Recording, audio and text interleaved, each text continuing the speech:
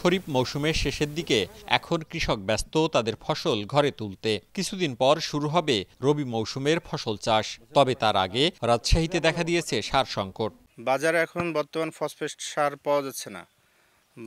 আগে 12 দিন আগে ছিল বাজারে আপনার 1400 টাকা বস্তা, কিন্তু 12 দিন পরে এখন 1650 টাকা বস্তা। বাজারে এখন নাই মোটাটা, বাজারে চিকনটা পাওয়া গেলেও আপনার দাম বেশি।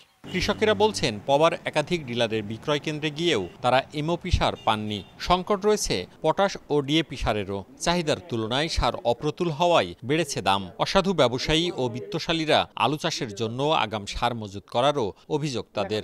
চাহিদার থেকে অপ্রতুল, মানে অল্প, এজন্য এই জিনিসটা আমাদের একটু শর্ট হচ্ছে। তাহলে ইউরিয়া অ্যাভেলেবল। তবে কৃষি বিভাগ বলছে সারের সংকট নেই। সিন্ডিকেটের অপতৎপরতা রুখতে বাজারে মনিটরিং চলছে। সারের কোনো সমস্যা হবে না এবং কৃষকের কাছে পর্যাপ্ত সার কৃষকরা পাবেন এবং তারা তাদের ফসল উৎপাদনের যে ধারা, সেই ধারা তারা টিকিয়ে রাখতে পারবে। 50 কেজির এক বস্তা টিএসপি সারের সরকারি দাম 1000 টাকা হলেও রাজশাহীর বিভিন্ন বাজারে খুচরা বিক্রি হচ্ছে 1150 টাকা।